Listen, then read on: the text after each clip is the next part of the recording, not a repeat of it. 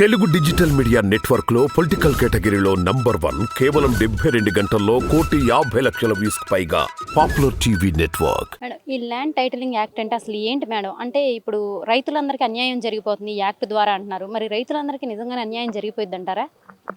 Land Titling Act is nothing but a promise or a guarantee given by the state government to each and every farmer, every citizen in our state.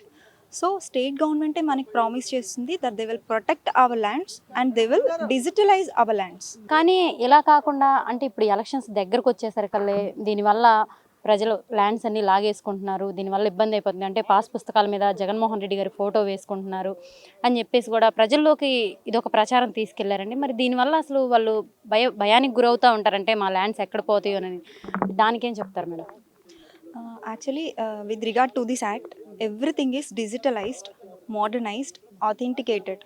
So each and every person, even a farmer, ఎవరి land అయినా సరే వాళ్ళది online అయిపోతుంది. They will conduct survey, they will fix the boundaries accordingly to their land. అలా boundaries fix చేసింది everything will be online digitalized so that no one can take land away from the particular citizen or there is no chance of illegality. అంటే ఇప్పుడు already సర్వేలు చేస్తున్నారు, ఇంతకుముందు ఎప్పుడు సర్వేలు లేవు, ఇన్ని సంవత్సరాల్లో కూడా ఎప్పుడు సర్వేలు చేసి మీది ఇది మీ భూమి ఇది అని చెప్పి ఎక్కడా లేదు. ఇప్పుడు ఈ గవర్నమెంట్ వచ్చిన తర్వాత సర్వేస్ చేస్తున్నారు వెళ్ళి. అంతేకాకుండా ఇల్లీగల్గా ఉన్న వాళ్ళకు కూడా ఎప్పటి నుంచో ఉన్న వాళ్ళకి పట్టాలు ఇస్తున్నారు. ఇవన్నీ చూడుకోకుండా దీన్నే ఎందుకు ఇప్పుడు ఎలక్షన్స్ వచ్చేసరికి తీసుకొస్తున్నారంటారు ప్రజల్లోకి?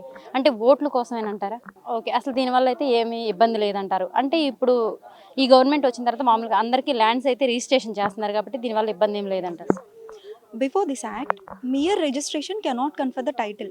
Even registration ఉండినంత మాత్రాన వాళ్ళకి టైటిల్ వెళ్ళదు. Everybody should know that mere registration cannot confer the title. కానీ what confers the title? They should go to the competent civil court and they should obtain the title before this act. But after this act, they'll get the title by entitlement with regard to this act, by digitalization with regard to this act. And also there are many more advantages of AP Land Titling Act, which ensures equity, which reduces the litigation of the land, and it's a completely land reform with which the people should feel happy with regard to the digitalization of this act.